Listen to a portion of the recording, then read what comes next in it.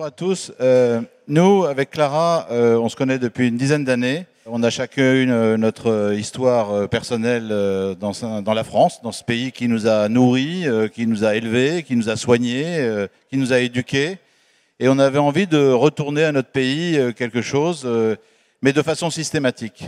Et puis on avait aussi un sentiment personnel que je partageais plus que Clara, parce que moi je suis dans le monde de la finance, mais elle aussi le partageait exactement comme moi, que ce capitalisme accumulateur ne marchait plus. Il engendrait le populisme, il engendrait des inégalités et qu'il fallait essayer d'imaginer autre chose. Et puis on avait aussi envie d'aider les startups et de faire un espèce d'écosystème vertueux où finalement, en partageant la réussite, ça rendait la réussite meilleure. Tout ça dans un monde où les jeunes ont de plus en plus besoin de donner un sens à leur vie professionnelle, où les clients ont besoin d'avoir des fournisseurs qui sont eux-mêmes des gens qui sont éthiques et qui donnent un sens à leurs produits, et où on essaye de changer le monde.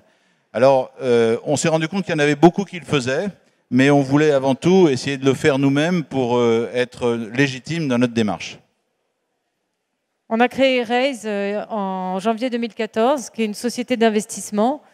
Pour faire court, on a aujourd'hui un petit milliard sous gestion. On investit dans des belles PME, on investit dans l'immobilier, on investit dans le venture. Et l'équipe donne 50% de ce qu'elle gagne à une fondation pour l'entrepreneuriat qui s'appelle Raise Sherpa, qui est la plus grosse fondation pour l'entrepreneuriat privé, totalement pro bono. Et on a reçu chez nous plus de 3000 entrepreneuses et entrepreneurs et on accompagne 200 startups. En faisant ça, on s'est rendu compte que finalement, on était meilleur dans notre métier d'origine, qui était le métier d'investisseur, parce que ça nous permettait de connaître le monde de l'entrepreneuriat, de connaître les nouvelles technologies, de nous connaître les nouveaux besoins, et donc d'inspirer les entreprises dans lesquelles on investissait et les grands groupes qui sont nos actionnaires. Et donc on vous donne tous rendez-vous le 7 novembre, où on fait un événement qui s'appelle David avec Goliath, où on remettra pour la première fois le prix de l'alliance entre un grand groupe et une start-up. Et c'est finalement notre générosité qui nous a donné ce savoir-faire dans la relation entre le grand groupe et la start-up. Alors le mouvement pour l'économie bienveillante, c'est simplement une affirmation économique. C'est que quand une entreprise organise dès le départ une forme de générosité, de façon systématique, dans ce qu'elle sait faire et en associant ses salariés, eh bien c'est un moteur économique. Et c'est ce que nous voulons démontrer avec le mouvement pour une économie bienveillante, qui n'est pas le mouvement de Gonzague et Clara, qui est le mouvement de tous ceux qui le font de façon tout à fait différente. Peut-être, Gonzague, tu peux donner des exemples d'entreprises qui le font ? On a Marie Schnegans avec Workwell, on a Nature et Découverte qui, dès le départ de sa création, a décidé de donner 10% de façon systématique de son résultat à une fondation pour l'écologie. On a Acuo qui est une entreprise dans l'énergie qui a participé à la création du film Oui Demain. On a une petite start-up qui s'appelle La Fabrique à Cookies, qui fabrique des cookies et qui décide de donner par ses salariés les cookies invendus de la soirée aux SDF dans la rue. Enfin bref. Tous ces gens-là se retrouvent dans cette démarche où finalement ils ont le sentiment que de partager leur réussite leur rend meilleur, comme l'a dit Clara, parce que quand on le partage dans son propre écosystème, on apprend beaucoup mieux sur soi-même, beaucoup plus sur soi-même, et en plus les gens ont l'impression de se dépasser, parce que quand ils bossent dans une entreprise où ils ont l'impression de ne pas bosser que pour les actionnaires ou que pour leur salaire, mais aussi pour une cause qui est dans leur métier, ils se sentent meilleurs.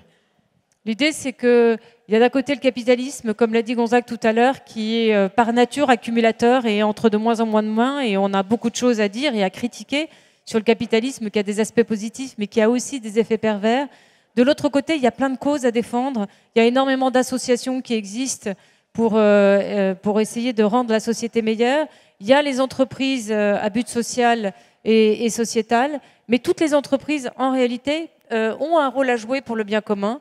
Et quand elle décide de donner de façon systématique une partie de ses ressources ou de son temps, quand c'est une start-up qui démarre et qu'elle n'a pas d'argent, qu'elle décide d'agir sur ce qu'elle sait faire, donc elle donne à la fois de son temps, de son argent quand elle peut et de sa compétence, et qu'elle associe ses salariés, l'entreprise va mieux, le territoire local va mieux, et finalement l'entreprise joue pleinement son rôle et c'est un moteur économique. C'est un peu ce qui s'est passé avec l'écologie il y a 40 ans, où l'écologie apparaissait comme une contrainte. Et aujourd'hui, tout le monde voit bien que dans son entreprise, protéger la planète devient un moteur économique. Vous avez près de... évidemment, on a présagé que vous alliez tous signer, donc ça allait faire 3000 signataires. On a aujourd'hui 2650 signataires qui ont signé. On vous conseille d'aller voir sur la plateforme parce qu'il y a plein de vidéos. Voilà, imaginez le monde de demain tel qu'on l'imagine nous. Vous êtes tous de près ou de loin, avoir des amis ou vous-même vous êtes dans une association ou une ONG et dans vos associations, dans vos fondations, dans vos ONG, vous êtes obligés de faire la quête pour essayer de trouver de l'argent pour financer cette association. Imaginez le monde de demain où il y aura moins besoin de faire la quête parce que les entreprises, de façon systématique, donneront, parce que ça sera dans leur purpose, donneront à ces associations. Voilà notre rêve. Donc on a besoin de vous.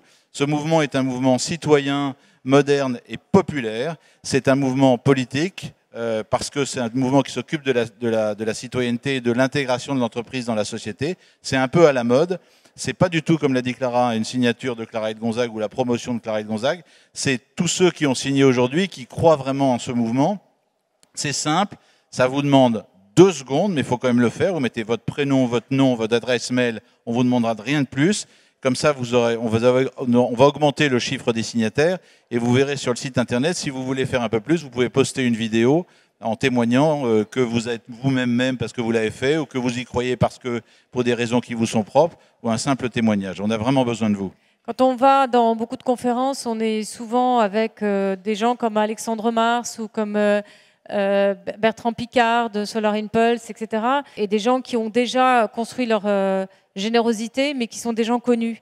Et nous, la conviction qu'on veut partager avec vous, c'est qu'on n'a pas besoin d'être riche, on n'a pas besoin d'être célèbre, on n'a pas besoin d'être puissant pour être un acteur de la société et du bien commun. On peut démarrer ici et maintenant, là où on est. Et c'est ça le mouvement pour l'économie bienveillante, c'est vraiment la conception de l'idée qu'il n'y a pas d'un côté je gagne de l'argent et de l'autre côté éventuellement je donne. C'est quand je partage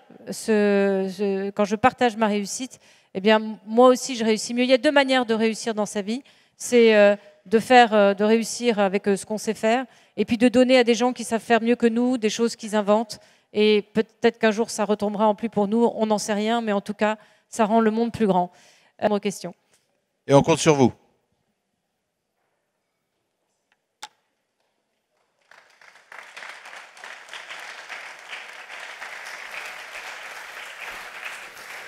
Merci déjà Clara Gonzague, parce qu'on pourrait vous écouter pendant des heures tellement le sujet est passionnant et vaste.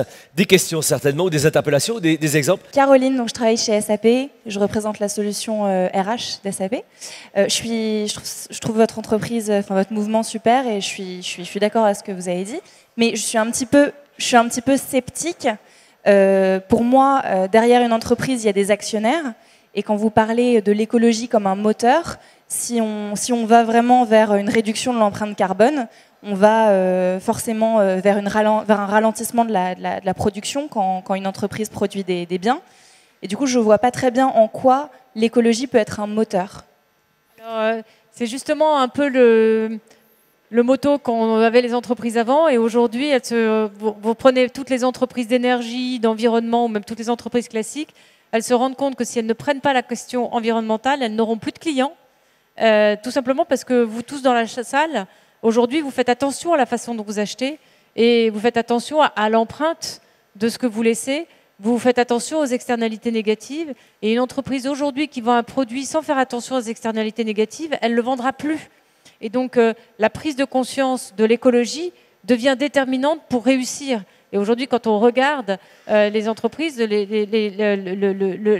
la transformation de la consommation, elle se fait vers des biens qui sont meilleurs pour la santé, qui sont meilleurs pour l'environnement, qui sont meilleurs pour notre bien-être, qui peuvent valoir plus cher à l'unité, mais qu'on va moins consommer. Et aujourd'hui, tous les mouvements sur l'approche de sortir de la consommation effrénée, mais au contraire d'avoir une consommation qui est responsable, est un moteur économique. Nous, ce qu'on dit dans l'économie bienveillante, c'est tout simplement que on pense que très rapidement, le consommateur qui est averti sur la sauvegarde de la planète va avoir aussi envie d'acheter auprès d'une entreprise qui sait donner et qui sait rendre au bien commun. Je vais prendre l'exemple d'une jeune entreprise qui s'appelle Marguerite. C'est une jeune femme qui est en Bretagne. Elle s'est rendue compte que les serviettes hygiéniques étaient polluantes. Et elle a créé une entreprise où elle fabrique des serviettes hygiéniques qui sont bio et qui ne sont pas polluantes. Et dès le départ, malgré l'avis de son comptable, etc., elle a décidé de donner à une association de femmes qui sont sans abri. Eh bien, elle l'a fait parce qu'elle avait envie d'aider et elle s'est rendue compte que les personnes qui achetaient ces serviettes hygiéniques bio achetaient encore plus parce qu'elles savaient qu'une partie des recettes allait permettre à des femmes d'en bénéficier. Si je peux rajouter une chose, ce qui est important, c'est de bien comprendre que dans le MEB, la fondation un peu alibi ou marketing d'une entreprise, c'est très bien, mais ça ne suffit pas. Nous, ce qu'on veut, c'est que les fondations elles soient nourries de façon systématique par une ressource de l'entreprise, donc c'est l'actionnaire qui décide, et qu'en plus, l'ensemble des salariés soient impliqués dans cette fondation, ce qui rend quand même plus vertueux l'affaire. Et vous, en tant que salarié dans une grande entreprise, vous avez votre voix à dire. Vous pouvez influencer vos RH, vous pouvez influencer vos directeurs en disant, écoutez, si vous voulez qu'on continue à vendre aujourd'hui les milléniums et pas simplement la jeune génération, on se sent concerné. On n'est plus des consommateurs purement consommateurs, on devient de plus en plus des consommateurs avertis et on a besoin de donner du sens à ce qu'on fait et on a besoin de donner du sens aux produits qu'on achète. Merci beaucoup et pour la question et qui nous permet d'en savoir plus, évidemment. D'autres questions certainement dans la salle. Bonjour à vous, Philippine de Chavagnac, je suis responsable de la communication interne de JC Deco. Quels sont vos défis et vos ambitions dans les 5 années à venir? Alors, on a un défi, c'est bien sûr d'augmenter le nombre de signataires, ça c'est le défi immédiat et on compte sur vous, parce que tout le monde s'y retrouvera. On a un deuxième défi, c'est d'avoir de plus de témoignages possibles, vidéo ou même écrits sur le site internet du MEB. On a un troisième défi, c'est qu'en janvier, on va faire une consultation citoyenne auprès de 5000 personnes. 500 000 personnes, excusez-moi, 500 000 personnes, ce qui est énorme, grâce à l'aide d'une entreprise qui s'appelle MEG.org, où on posera la question suivante. Pour vous, comment agir pour rendre notre économie plus bienveillante? Et grâce à un système d'intelligence artificielle et un système assez sophistiqué, on va essayer d'étudier les réponses de ces, pas 500 000 personnes, mais des personnes qui vont répondre à ça. Et à l'issue de cela, ce qu'on aimerait, c'est porter au G7 du mois d'août à Biarritz, au président de la République française, qui puisse avoir l'initiative auprès des autres présidents de ce mouvement qui est encore une fois un mouvement populaire, qui démontre que l'économie capitaliste ne peut pas vivre comme elle le fait, sans rien faire, à côté du monde associatif, ONG, etc. Et que ce mouvement d'économie bienveillante est un mouvement qui entraîne ces deux mondes, qui grossissent à leur rythme. Le monde des ONG ne cesse de grandir parce que les jeunes sont de plus en plus demandeurs de ce genre d'initiative. Et le monde capitaliste aussi, vous le savez, devient de plus en plus riche dans des mains de moins en moins nombreuses. Et il faut faire attention à faire cohabiter ces deux mondes-là. Voilà nos enjeux. Alors, on vient de démarrer le mouvement pour l'économie bienveillante. Aujourd'hui, on a posté une trentaine de vidéos. Vous pouvez tous témoigner en disant pourquoi vous signez le mouvement, si vous avez une histoire à raconter et dire pourquoi vous êtes MEB. Notre ambition, c'est à terme de pouvoir aider n'importe quelle entreprise, où qu'elle soit, petite ou grande, qui a envie de devenir MEB, de rencontrer l'association qui peut-être est à côté de chez elle ou qui sert une cause qui intéresse les salariés et pour lequel qu'elle pourrait accompagner, puisque aujourd'hui, le matching entre les gens qui ont qui portent des causes et les entreprises se fait par réseau, par connaissance, etc. Donc le but du MEB, c'est à la fois donner envie par les témoignages et en même temps organiser cette rencontre pour que les entreprises qui le souhaitent puissent aider les associations qui en ont tellement besoin. Clara m'a dit qu'il ne fallait pas trop qu'on parle de nous et de Rez, mais vous savez, sincèrement, on a fait, vous les entrepreneurs, si vous êtes en train de créer votre boîte, on a fait un pari fou, mais vraiment fou, dans le monde de la finance, décider de partager avant même de gagner quelque chose. Je peux vous dire qu'il faut vraiment le faire. Le monde de la finance est un monde que je connais bien, ce n'est pas le monde le plus généreux de la planète. On a réussi à avoir une fondation qui a 23 millions d'euros. On a 6 personnes qui travaillent dans cette fondation, qui vivent en permanence avec nous. Et toute l'équipe de Rez est vraiment focusée sur « je veux essayer de réussir pour que cette fondation puisse avoir encore plus de moyens pour aider les startups ». Et en plus, on est plus intelligent parce qu'on voit énormément de startups qui sont les entreprises du futur. Donc si dans la finance, on y arrive avec 50%, certes c'était un peu excessif, mais déjà, il nous en reste encore suffisamment pour vivre. Mais si dans le monde de la finance, ça marche, dans toutes les autres entreprises, ça marche. Mais aussi, un citoyen peut avoir cette même attitude de mouvement pour l'économie bienveillante. Alors déjà, je voulais vous remercier beaucoup pour le rapport David et Goliath que vous avez sorti avec Rez l'année dernière, qui était vraiment très, très inspirant. Beaucoup de choses. Je crois qu'il y a une centaine de conseils pour les grands groupes et pour les startups pour les aider à collaborer les uns avec les autres. Je m'appelle Julie, pardon, je travaille dans un cabinet de conseil en stratégie et d'innovation.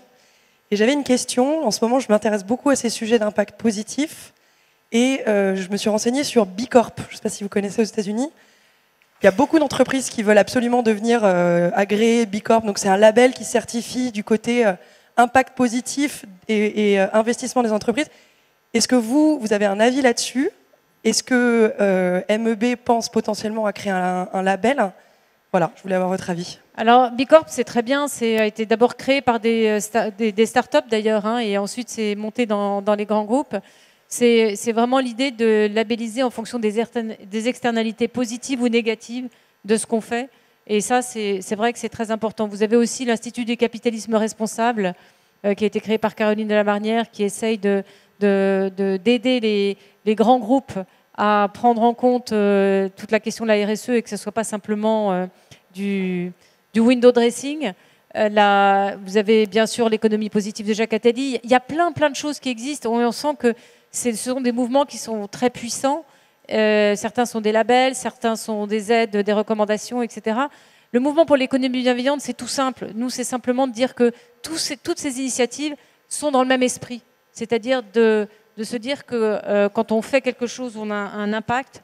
Et quand on partage sa réussite, eh bien, on aide la société, on aide le pays, et que l'entreprise a une responsabilité fondamentale dans le bien commun. On ne cherche pas du tout pour l'instant à être un label ou un think tank. D'abord, nous, on est des entrepreneurs, on n'en a pas la capacité. Et on pense que tous ces mouvements-là peuvent signer le MEB. C'est un peu une sorte de fanion de rassemblement.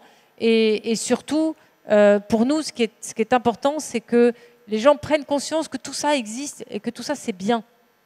Nous, c'est inspirationnel. Vous voyez, on ne veut pas être un label parce qu'on va être en compétition avec plein d'autres. Et la compétition dans la bienveillance, c'est juste ce qu'il ne faut pas. Notre rêve aussi, c'est que peut-être à la fin de l'année prochaine ou après, quand vous tapez MEB sur Internet, vous êtes sur une plateforme où n'importe quelle entreprise, si elle a envie de choisir une association pour organiser son économie bienveillante de façon systématique, ça soit une mise en relation exhaustive de tout ce qui existe en France ou même dans d'autres pays, que ce soit une espèce de, encore une fois, une plateforme de marché où on puisse organiser les rencontres entre les entrepreneurs ou les citoyens et les associations. Voilà, mais c'est inspirationnel. Merci beaucoup, je voudrais qu'on le remercie Clara et Gonzague qui étaient nos invités cet après-midi.